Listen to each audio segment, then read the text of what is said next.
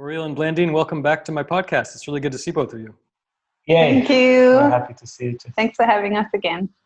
And the first question I have is, and Uriel, we can start with you. I'm really curious how this strange pandemic quarantine time has been for you. And, how have you been approaching this time? And what has this experience taught you so far, do you think? It was scary at first and amazing ever since. It gave us, as a couple, more time than we ever had. We are now coming to 7 years of relationship. These 4 months were the best, or 4 or 5 months were the best in the amount of time we can spend together. We're down to working 35, 40 hours a week and not more than that, because there's no more retreats going on. Do a day a week or 2 days a week of silence, of retreat and meditate, and that's been great.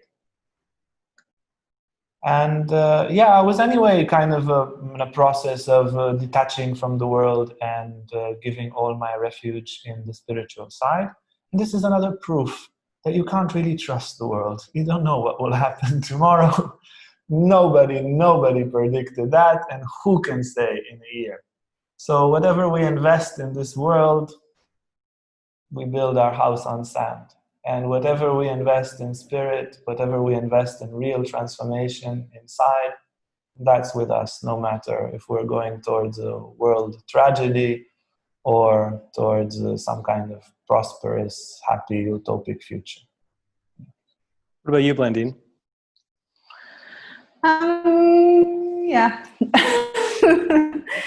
I've been contemplating a lot of things, and I shared this with you already privately. Somehow this outer shift, which is quite severe on a global level, and all of us are affected by it, and all of us are like, okay, well, how big of a shift could you possibly create on the outside? And this is probably one of the versions that, on the non-violent side, this is probably one of the, bigger shifts that you could acquire in the outer world. And I feel somehow it reflects onto the inner world. It or maybe it's even, I don't know the causality of it, but there's definitely a correlation of this massive shifts then also being sort of kickstarted inside, or at least there's a certain impulse in that direction. And I feel it's nearly a little bit of like a checkpoint or something like that, where it's like, okay, how far have you come in your inner development? And therefore, how will you deal with such an outer change? But also, apart from just dealing with the outer change, I feel it is a massive invitation to change on the inside. And for me, definitely, I've been feeling this pull towards just completely shifting my inner perception, my inner identification of self, and so forth. And for me, it hasn't just been very easy. It's quite challenging, I feel, and it's really, it's true what Uriel says. It's pretty obvious. Okay, you can't build your hopes on the stability of the outer world. This is for sure. But then what do you do with that? Because I've been, as much as I've been growing up in communist times for the first portion of my life, and then having a big shift into capitalism, that is still, just one bigger shift that I've been going through in that sense. And otherwise, the outer world has been pretty stable. I've never been in a war. I've never been chased away from my country. Or anything like that. I had lived a fairly privileged, stable life. And then to sort of go back inside and be like, all right, my entire perception of self has been, at least to a degree, built on these outer perceptions of stability. And then you're reminded, okay, but that's not going to last, and death will come and whatnot. This is usually just conceptual in the mind. But then when it actually happens, at least just a little bit like it is now on the outside, then I feel sort of thrown back into reconsidering the whole vision of everything, basically. I realize it might be difficult to offer a general answer to this question, but a lot of couples are going through some challenges right now, and a lot of them are forced into the same space, and a lot of issues are coming up that perhaps have lain dormant for years now that they've got all this time and they've got all this, time together in a small space. They're struggling. Just generally, I mean, and you can talk about your own relationship if you like, but what advice would you offer to couples who are kind of struggling during this quarantine time we're all going through? Yes, the idea is that if you face really all your difficulties and you don't try to sneak out, you don't try to get some kind of this issue is too hard, you don't look at it, I don't look at it, yeah, because it will stand as a wall between you forever. And okay, before you didn't have time or space to deal with it, now you are in a condition where it rises. And for us, it's super difficult. The first period, the first month or two, because we were so busy with work and with the construction of the Amrita Ashram and so forth, that 2 years, it was just a roller coaster of work, and all the issues that we boiled in our relationship, they stayed stuck. And then as soon as the corona started, we started fighting very intensely. And after a little bit of unconscious fighting, we said, okay, we just have to face those issues. Let's face them consciously. And then it was really, really hard 2 months. Okay, we never spoke about that. That really hurt 1 year ago. That really hurt 4 years ago. That which you are for this, it really, okay. And we would make very arranged accusation lists, wishes list, how we want the relationship to work. And it was a day in, day out. I wouldn't anticipate. I wouldn't wait for the meeting. It was hard, but we went through it.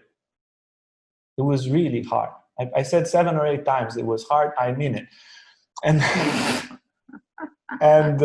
But we went through it. And now many of the walls that we have kept in the background for years, they are not there. And now we just meet, and there's this osmosis, there's this intimacy. And I just feel, okay, I am accepted, wretched as I am accepted, and I'm working at what I have to work inside, and I feel I accept her and I understand.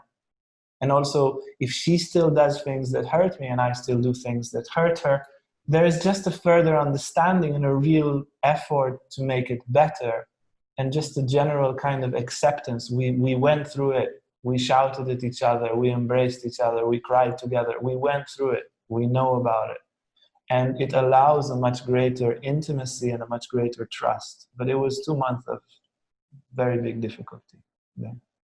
I feel to a degree it's a bit like when a snake is taking off its skin somehow. It's a chance now for couples to redefine themselves and to basically shed off whatever old stuff they are still carrying around, and sort of, reinvent the couple in a way. In the beginning of the corona times, when, like Uriel described, it was a bit more hard. I don't know, for me it was not as awful as it was for you. And I'm maybe more conflict resistant. And we had talked to our teacher as well, and just presented him with the things that we are going through and things that we are considering, and so forth. And as we were presenting and just sharing everything, and I was sharing with him that I was aiming for just allowing myself to say, do I want to really stay in this relationship? And just allow myself to not take anything for granted, to not take for granted that, but for sure we have to stay together. This is how it is. But to just allow myself and just, okay, let's just reconsider everything. Do I want this life that I have? Do I want to be in the place where I am? Do I want to do the work that I'm doing? Do I want to be in this relationship?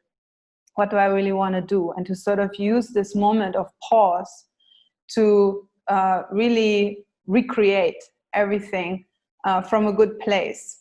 So the point being that at one point, when we talked to my teacher, I was just allowing myself to share with him, look, I'm just reconsidering everything, basically. And he said, this is a great process when you have this sort of forced moment of pause. It is good to take it as it is. The universe is sort of telling you to stop, is telling you to be quiet, to sit, to just watch what happens, to contemplate, to reconsider, right? It's a moment of total reconsideration, also at the global level. We think, okay, so now that the planes are flying around less, you know, we still breathe, we still eat, maybe nature is recovering, maybe this is a good thing, maybe this is an answer to global warming. Like, there's a whole lot of considerations that you could have from this thing happening. And this is true also at an individual level. And when we were talking to him, he said something very important. He said, it's great that you do this, but always make sure that you recreate from a good point. Like, you know, the snake will shed the skin because it doesn't fit anymore to what the snake is. But the snake will not sit and then, you know, take out a paper and a blueprint and make a drawing and then, you know, think about how to, but I want it to be similar to the one that I had before. I don't want to take too many risks with the new skin growing, you know, I'm not sure.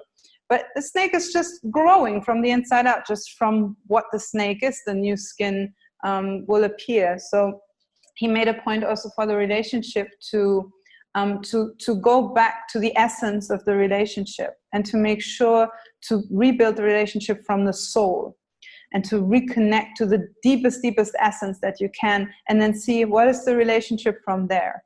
Not already to come with, okay, the things we do know is we want the relationship to look approximately like this and that, and we want to stay together, but also we want to be a bit more happy than we were before, and maybe we want to heal some stuff, but the ground is set. This is what we approximately want, which would be sort of the blueprint scenario. But he said, no, just go in the soul and recreate from there. As if, and I was playing with this for a few days, like maybe 10 days or something. I was as if meeting him for the first time. And like, okay, if I would meet him now, I would know nothing. We wouldn't have a relationship. There wouldn't be a history. Would I fall in love again? How would I fall in love? How would I feel if I would meet this person for the first time? What would I want to do with him? And, you know, from that completely clean place where there's no predefinition somehow.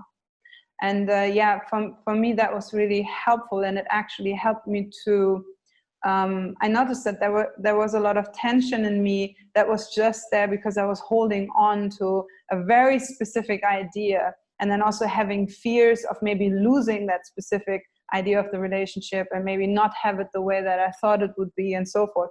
But then when I just let go of all of that, and it's just like, okay, let's see what arises from the soul. Let's see what is the living, breathing thing inside of me that will create the relationship from the inside out, rather than dealing with the dead skin and trying to, you know, make the dead skin into something, maybe oil it a little and then put it back on, but just letting it go and recreating something new from the inside out.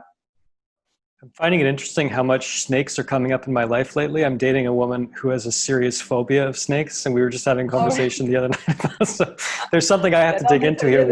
Why do snakes keep coming up in my life lately? But that's a beautiful analogy. It reminds me of something Esther Perel, the therapist and author, talks about, where if you're with one person for an extended period of time, you don't have one relationship with that person. You have multiple relationships with the same person. But Blandine, the way you describe that is really beautiful, but I'd like to know a little more. I mean, because some people will hear the things you're saying about looking at your lover, even though you have a lot of history with them, trying to look at them as if you've never met them, and if you were just meeting them, how you'd feel. Is there anything you do to kind of get in that headspace and try to play with that idea? Or is it simply just a spiritual practice for you? Yeah, I mean, as I'm a therapist as well, I typically see it from two viewpoints. On one hand, there's the therapeutic side of it, where we do go to couples therapy as well, and I cannot recommend it enough. I feel every couple should just do this just from the get-go. Don't even wait until you have problems. Just go to couples therapy already. It will be so helpful. And then going through these aspects that, you know, the history, as you say, things that might still hurt, that might still be energized now, is very, very, very helpful. And we have been working lately with the Gestalt therapist, which is quite helpful, because Gestalt is sort of about how are you now? How is it now? And whatever doesn't affect you now is not so important. But whatever does affect you now and might have ties into the history, let's look into that now. You know, what do you want to do with it in this moment? How do you want to use this impulse in this moment? What is it telling you in this moment? What conflict is actually alive inside of you right now?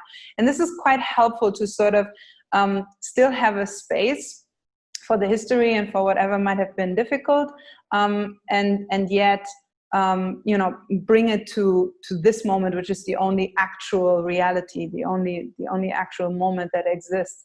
And then, of course, from this idea, you can already sort of go further into a spiritual viewpoint of it, where, yeah, it's simply a spiritual practice to remind yourself, okay, the only real me that actually exists, and also the only real couple that actually exists, is in the now.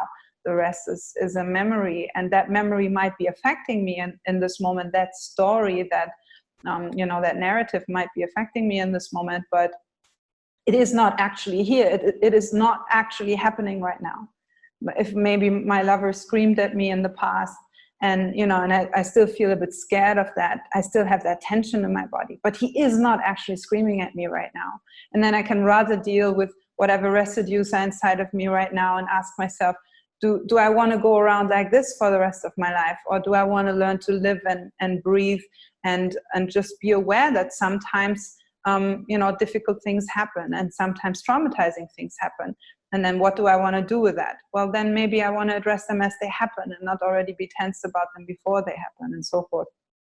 So I feel it sort of blends from a therapeutic approach to a spiritual approach. And then even for me, at least, coming all the way to the place where I just ask myself, you know, just freeing myself of any idea of any connection, of any definition within my life. And I wake up in the morning and I pretend as if I know nothing of my life.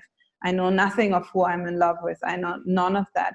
And how would that feel? And from that place, what is my priority in this day? What do I want to experience inside? And then I can always energize that and practice in that direction. And, you know, if my soul really longs for detachment and expansion and communion with God, then why not allow my soul to enjoy that today, no matter what the history might have been, right? But of course, we cannot ignore trauma in the, let's say, on the journey there. That's beautifully put. Uriel, you said something a few moments ago that I want to sort of drill down on. You said something to the effect of the difference between conscious and unconscious conflict, or conscious and unconscious fighting. Could you maybe take a moment to kind of tease that apart? Like, what does conscious fighting mean to you, or conscious conflict? Yes, the idea is, are we engaging in a voluntary way? Are we choosing to go straight to the issue? Yeah? The woman says to a man, "You're very smelly. We have a problem. You're very smelly." You can say that from an unconscious emotional place. It just takes over you. You just shout, "You're so smelly, and you're this, and you're that, and I can't." That's an unconscious, involuntary. You didn't choose to do it. It just burst out of you. Or you ignore it unconsciously. So, no, I shouldn't say anything. I just stay here and breathe the fume and almost faint. No, let's not embrace now. Yeah? You just ignore it and you don't say it. That's another unconscious approach towards it. And a conscious approach, it just assumes responsibility. Say, "Look, my love, I'm about to say something that might be offending, and I don't want to offend you, but I want to be close to you. And there's something that kind of stands in the way. And I want to be soft and embracing and all of it. And you tell me if it's a good moment, if you're open to hear it." Okay? And then, okay, I'm open to hear it. Look, there is this issue with the smell, and it can be solved very easily, and it makes me feel a little bit distant. Yeah? So that would be, I took that example because it's very simple and simple to solve, but it's just, that's a conscious assuming, containing the other person, how they would react, containing our needs, their needs, and then going straight on with that. Okay, that's just that. And with the conscious contemplating of the problems, we see ourselves as a unit. Yeah, it's not like it's my interest, it's your interest, and we have an unconscious showdown, and the one that's more scary will have it their way. Yeah, the one that's insisting more will have it their way, and the other one will be suppressed. So I am the tyrant when it comes to food, and what we do on weekends, we do it my way. And you're the tyrant about cleaning the house and about what we do in the evenings. Yeah. And I'm the slave there. And you understand, it's like one imposing on the other when the unconscious fighting is there. There's a clash of agendas. And the conscious says, okay, look, we are a unit. Okay, we are together. That's it. We acknowledge that. We are a unit. We work together. First of all, the togetherness. What are your needs? 1, 2, 3. These are my needs. 1, 2, 3. How do we? What are our resources? How do we do it together? Okay, here, I have soap. You take the soap. I give you my resource, which is the soap. You wash. I can come closer to you because you have a wish to be close. I have a wish to be close. You can be clean. I can be closer. What do you say? Yeah, so it's a teamwork like that, and it's not two separate camps. Mm-hmm. I want to add something. Go ahead, Blandine. I want to add something to this that I feel conscious conflict, if you want to put it that way, is a lot about assuming responsibility for your side first, where you allow to say, well, I am having this experience and I am choosing to interpret this experience in this and that way. And I'm choosing to have a reaction in this and that way. And I might not be necessarily consciously choosing that, right? I might be freaking out about something because a trauma gets triggered from childhood and I don't know what, or maybe in your culture, it's like, but this is an obvious thing. People shouldn't act this way. Well, yeah, in your culture, that is true. But when you assume responsibility and you say, okay, this is my viewpoint, not this is the eternally true viewpoint, like the ego likes to put it, and all other viewpoints are just, off. And whenever the other viewpoints gradually align with my viewpoint, then they are coming to the ultimate truth. This is somehow how the ego likes to put it. But when you want to bring consciousness to things, a couple relationship is actually ideal to discover your own egoistic tendencies and patterns and all sorts of beliefs that you think are the ultimate thing, but they're actually not. And when you assume this attitude, like Uriel said, where you say, we are a unit. We are not the same. We also do our own things, but we are also very much so connected. And we are, let's say, having the wish to connect with the other and to understand them better. And we are curious about them. We are curious about their experience. Then you will come to see quite quickly that you have a very subjective experience and they have a very subjective experience, and both of them might be completely opposite, might be completely conflictual, but they might still both be true. And then by you embracing the experience of the other one and holding responsibility for your own stuff, for your experience, for your interpretations and so forth, you can actually come to a more and more unified viewpoint, to a more and more complementary viewpoint, and understanding that somehow the other one is giving you an opportunity to see the world through their eyes, even when it is a conflictual point. And this can be extremely enriching, actually, for the soul to go about conflict this way, assuming responsibility for yourself. And then from that sort of stabilized, we call it in psychology, differentiated viewpoint, you can then embrace whatever the other one is going through and let that enrich your experience as well. Yeah, I'm glad you bring that up. I really like that idea of assuming responsibility in those moments. I think that's really powerful. Well, you're both psychologists and you interact with, I don't know how many couples in a calendar year. I mean, just in your workshops and all the rest, I mean, it must be in the hundreds. And, I've been in the rooms and I've seen the way people open up to you and share their stories and share their, really open up their relationships to you. And so I was thinking about this earlier today when I was getting ready for this interview. Given the breadth of your experience witnessing couples in love and love relationships, sometimes over many years, what are some of the principal differences you see in couples who manage to stay together versus those who don't, you know, and in particular, the couples who maintain the passion and the fire in their relationship over many years. And either one of you can jump on that. Jump, baby, jump. But I just jumped. Maybe you want to jump. Okay, I can jump first. Let me jump first.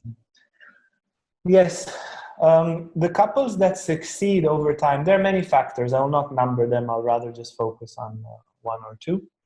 So people who are willing to transform, couples who are willing to receive feedback and adjust.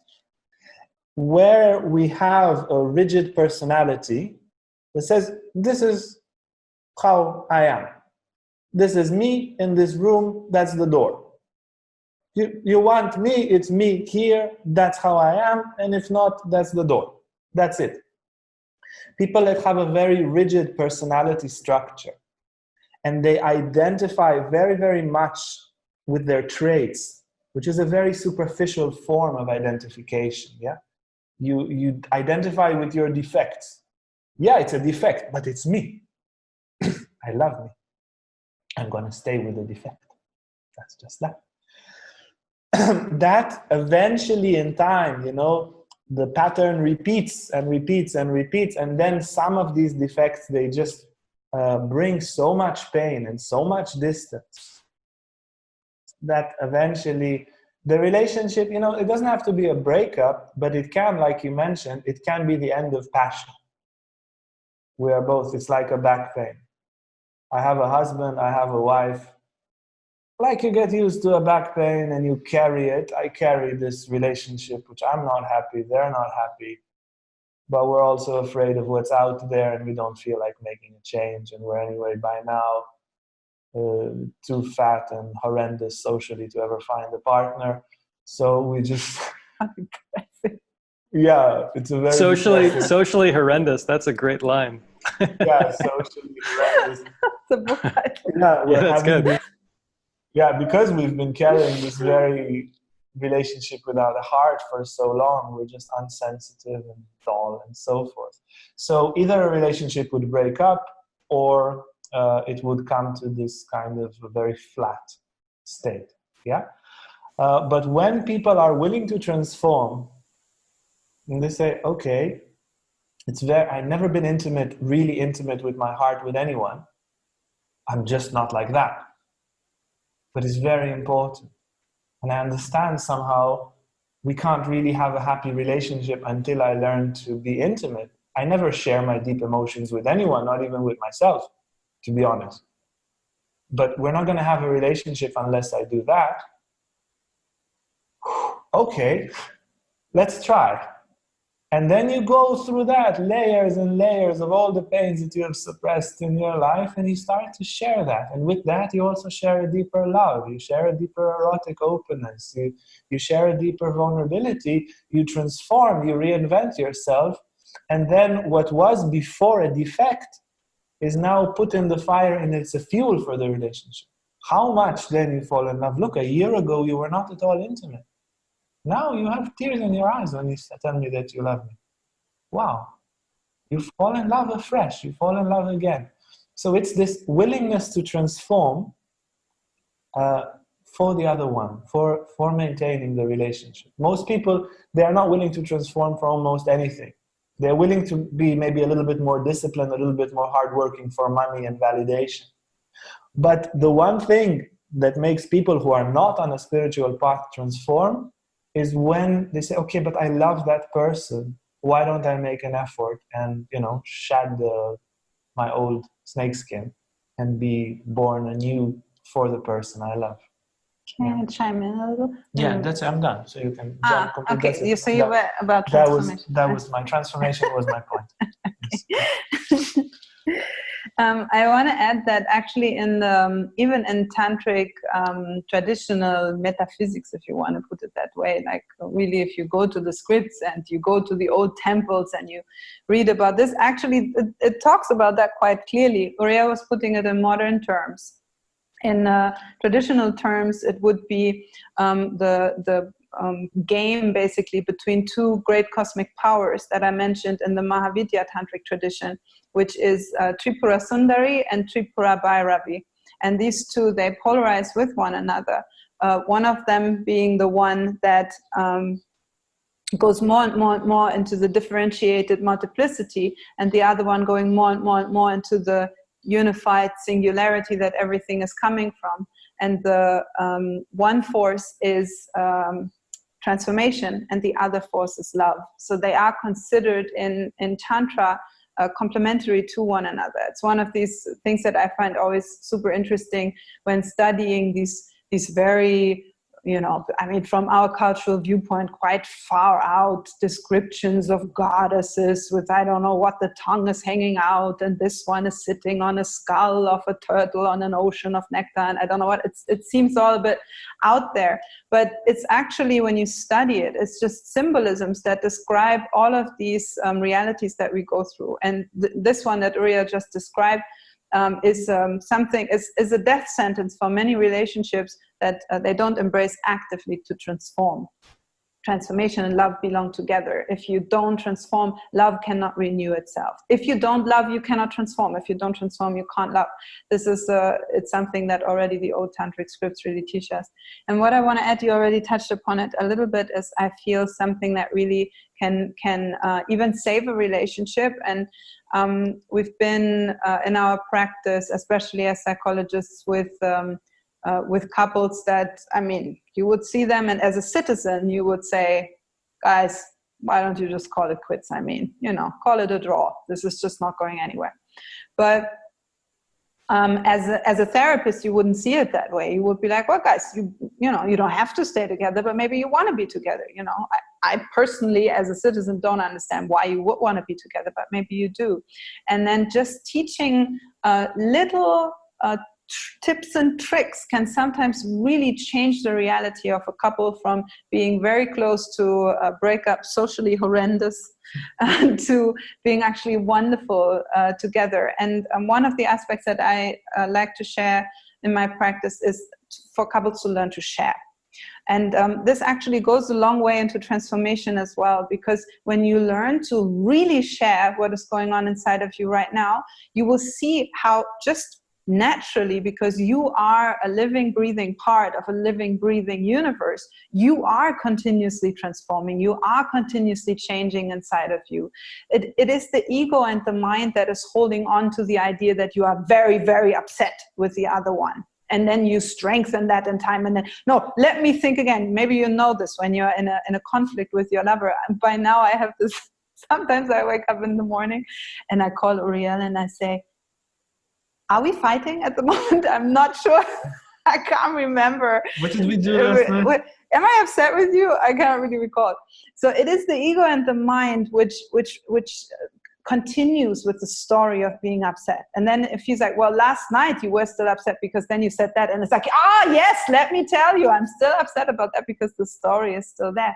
But when you just share directly what is going on inside of you, you'd be surprised how shortly you will be upset with the other one, and how actually by sharing it and by becoming vulnerable, you go through the layers of emotion. This is something we talk about in psychology, that typically couples that don't make it very far or have a lot of trouble and a lot of suffering within them, they tend to only share what is called secondary or even tertiary emotions, and they will not go back to the primary emotion where everything sort of starts, where the initial conflict starts. And typically, this is maybe a good tool for every couple to know, primary emotion is usually pain or fear. It doesn't go further than that. It's pain or fear. If you're in a conflict with your lover, sit for a moment, breathe, write down on a paper, what are you afraid of? And what are you hurt with? What are you upset about? What is really making you sad inside? What is painful for you in this moment? And then share that. And this is something that we are wired to be social beings. It will immediately inspire your beloved to take care of you. If there's just even a little spark of care between the two of you, when your beloved says, look, I'm so afraid to lose you right now, and I don't know where this fear is right now coming from. I do associate it with a whole lot of stuff that went down between us, but the the truth of the matter, the core of the thing is, I'm afraid to lose you. I don't want to lose you. I love you so much. That's way different to take care of and to be like, no, my love, let me reassure you and tell you, no, I'm not planning to leave you. I'm not going anywhere. I'm just really angry right now. That's just what's happening for me right now. And okay, I'm angry. Angry is usually secondary emotion.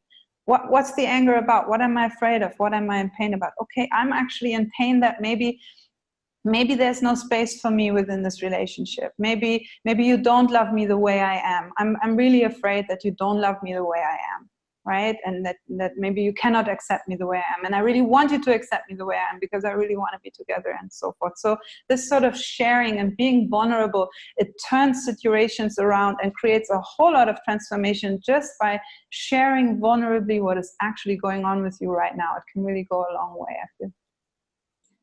That's beautifully put. And as you're explaining that way of looking at things, I was reminded, I was just thinking the other day actually about a conflict that I had in an old relationship of mine, which I was on the receiving end of some really strong, harsh, negative energy, and I didn't respond particularly well.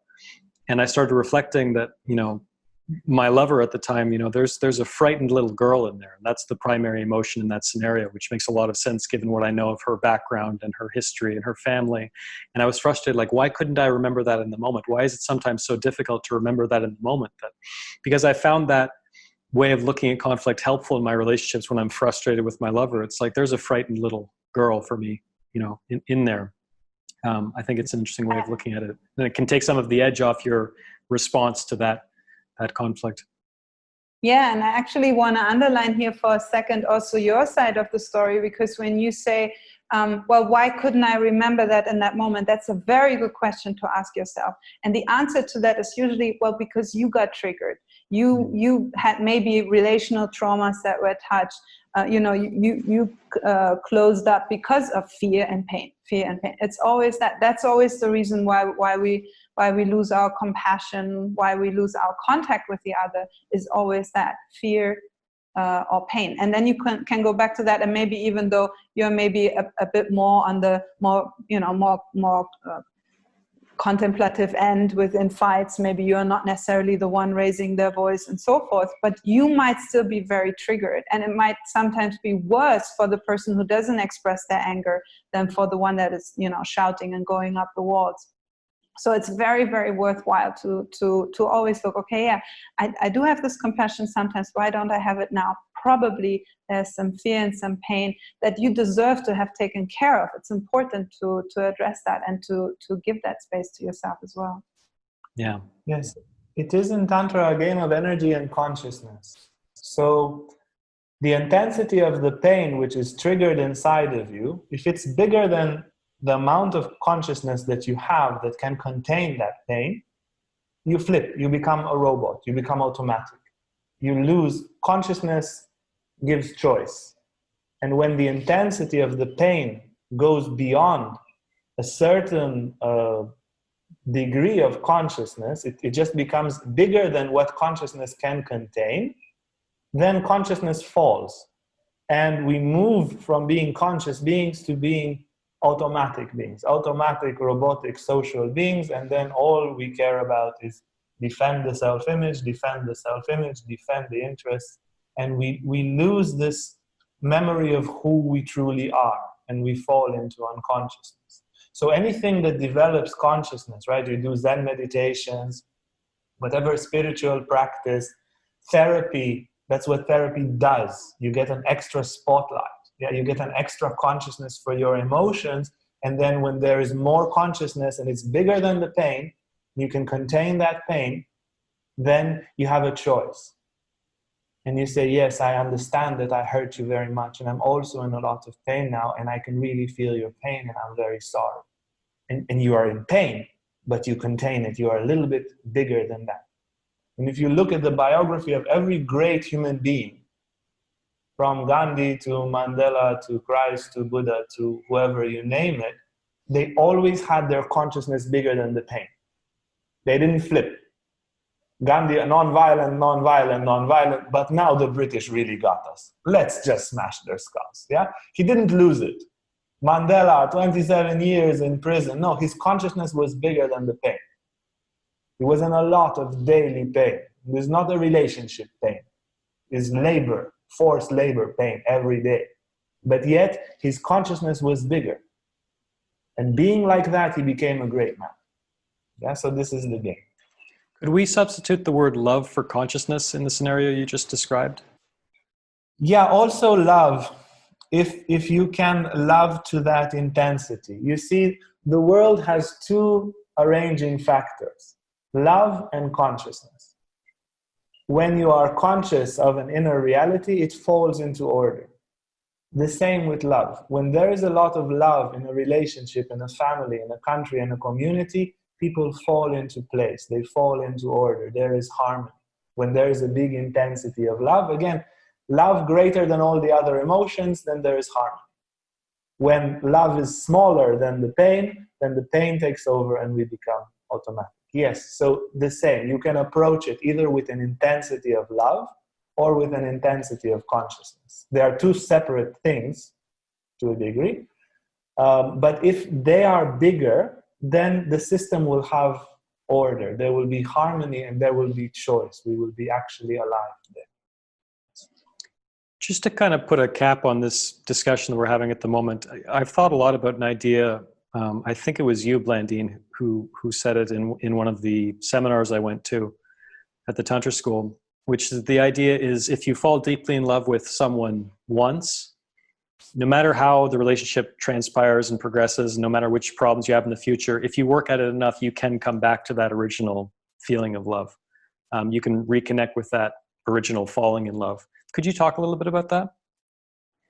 Well, I mean, if you want me to really go into the tantric metaphysics, it might get maybe a little more crazy, but I mean, as you invited us also as Tantra teachers, let's go there a little bit.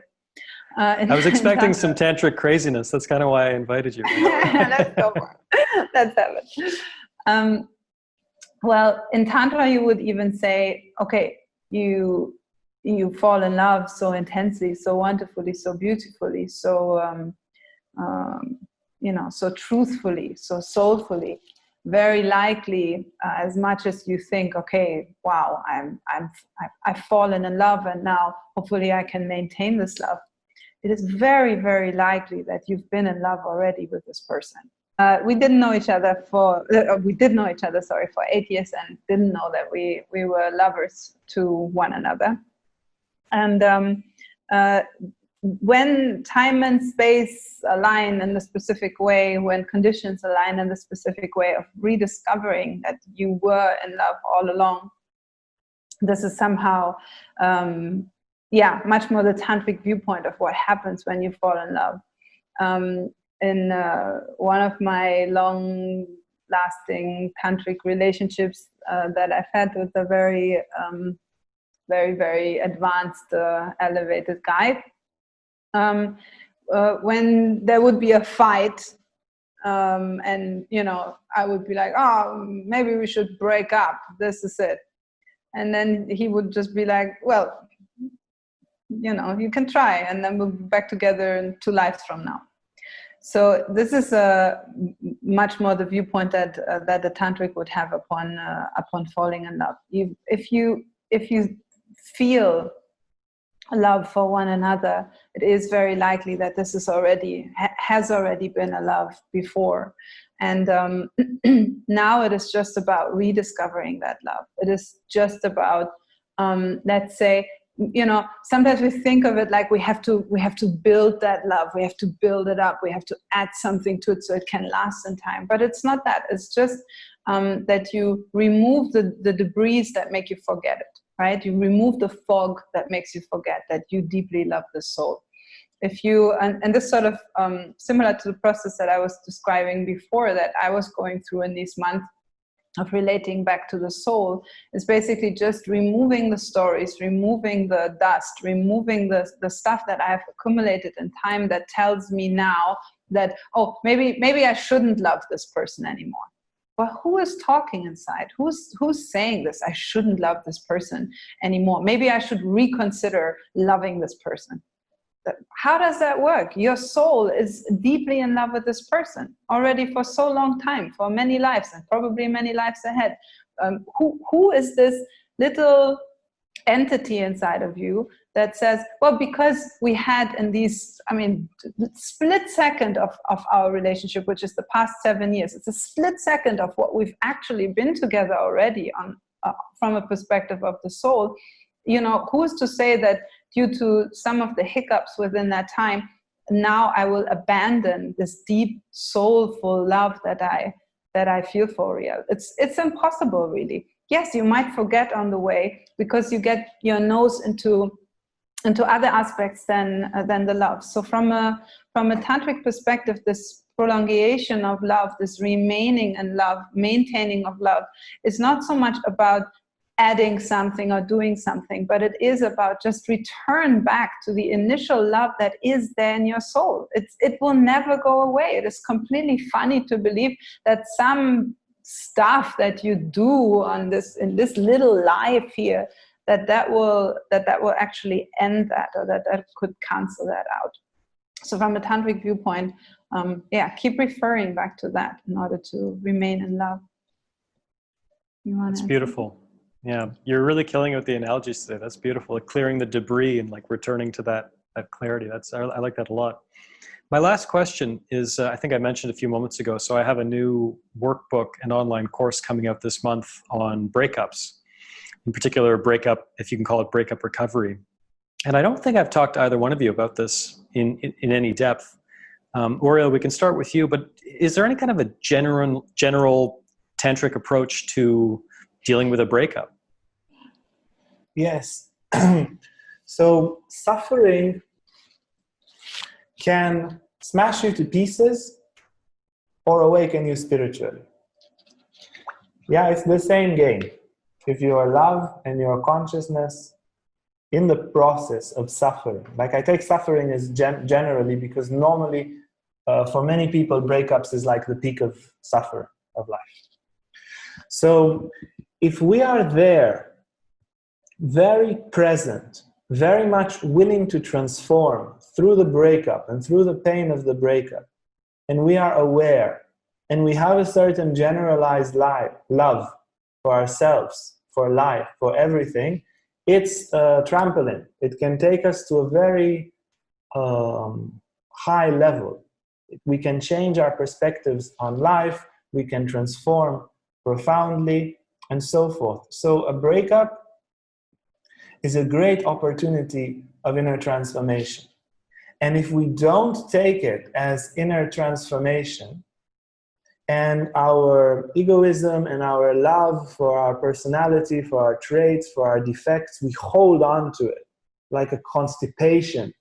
We're not willing to let go. We're not willing to shed our skin and so forth. We just hold on.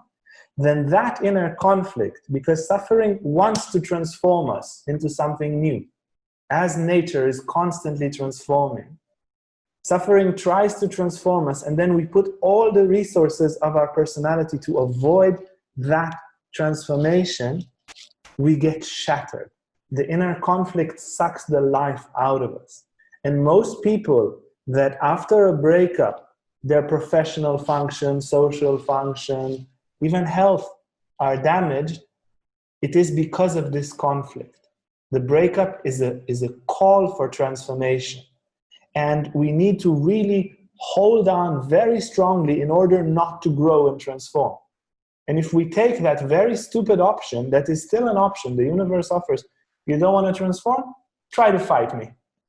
And then it's you on one side, I want to stay the same. And the universe on the other side, grow, grow, grow. And that exhausts some people completely.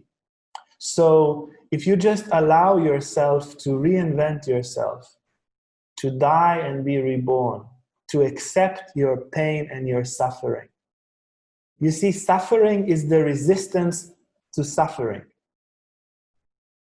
It's only because we resist suffering, we suffer. When we stop resisting suffering, which is transformation, when we stop resisting it, then suffering becomes a tool of growth. But as long as we push suffering out of the door because we want to stay the same, then it's suffering. So a total acceptance of the pain in the body, in the mind, in the energy structure, and a willingness to just die to all your traits and be born a new person from this breakup. And maybe after a few months, maybe after a year of pain, but you are reborn. If you just go and painkiller yourself and I don't know what, a date or porn or drugs or alcohol or Netflix or ice cream, or by now there's probably new inventions. By now I have white hair, probably people in their 20s, they have new and new ways of painkillers. TikTok or whatever. If you just have other painkillers and you just use all your power to resist the experience of pain, which is a good experience for you paradoxically, then the breakup will take you to a lower and lower state of consciousness, and you will be super afraid to ever enter a relationship because that breakup smashed you to pieces. But it's not the breakup, it's the resistance to the suffering, and the resistance to the transformation. Yeah. Again, I also want to go back to this vision that I gave before with as much as it is, not your first falling in love, it's also not your first breakup with a person that you deeply love. And basically a breakup from that viewpoint is not so much the end of a relationship, not at all. It's not for you to end. I mean, there is this quote from the Bible, I don't know how exactly it goes, but whatever God put together, the humans shouldn't take apart. Yeah, it's from when they say it in the Catholic Church. Something, yeah. What was brought together by God cannot be broken by man. Exactly, and it just cannot. I mean, in Catholic Church, then we make it into some sort of contract, and then you shall, I don't know, suffer together forever. That's of course also not the idea. Sometimes you need a break. You need, a new understanding. You need another impulse. Basically, what a breakup is just a reflection that the relationship hasn't learned a certain lesson. When a certain lesson isn't learned, and it's like both of you are just like, we're just not ready to learn it, then that's it. The relationship ends in that moment, but it doesn't end. It's just shifting to a moment of not being as much together as before. The relationship remains, the love remains. It is already there. It has been established for so many lives. For so many lives, it's not for you to now say, oh no, me with my little ego that lasts for one life, I have hereby decided that it is not so anymore. Yeah, it makes for a good laugh for all the angels around that will drive you back together next life. So from that perspective, first of all, when you understand, okay, I haven't been able to learn a certain lesson, and therefore this relationship had to, for now, take a break, so to say. Then first of all, you stay with this understanding that, well, maybe not in this life, maybe not for another 5 lives, but whenever we are ready to go through this lesson, then that's what's going to happen. Whenever it will be the moment, then we will continue. We will pick it back up. When we're ready for it. And in the meantime, I can contemplate, and this I suggest to you very much to do that, to take a period after a breakup and really seriously meditate. Really become aware. What lessons haven't you learned? What have you, not the other one, what have you resisted to learn? What divine lesson of transformation was in there that you resisted? And then see if you can transform this now. Like Uriel said, that suffering of the breakup is just another invitation to learn the lesson.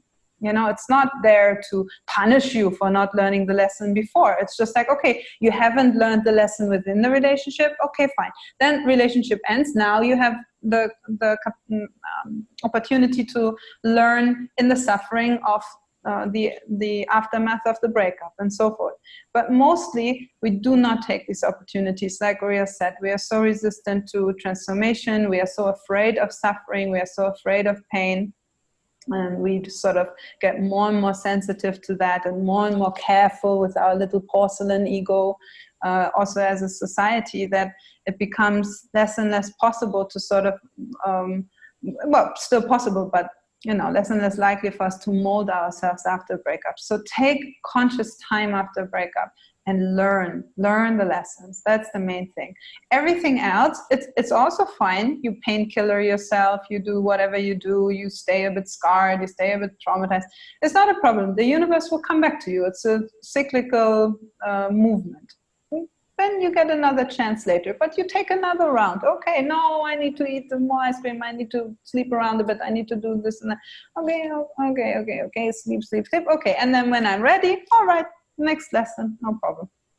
Uriel and Blandine, thank you so much for your time today. This was just really, really enjoyable discussion, and I feel like I'm going to listen back to this for my own benefit several times. What's the best way people can get in touch with you?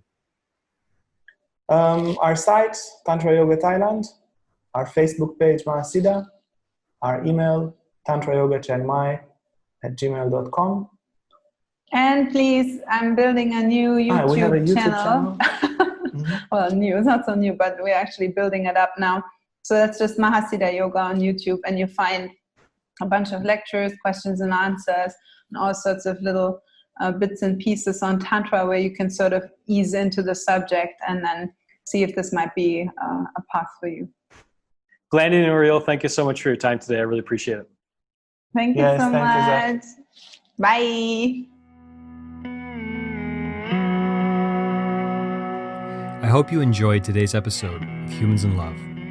If you'd like to learn more about my guests, my work, or you'd like to listen to back episodes of the podcast, please visit humansinlove.com. If you haven't already, be sure to subscribe to Humans in Love using your podcast app of choice.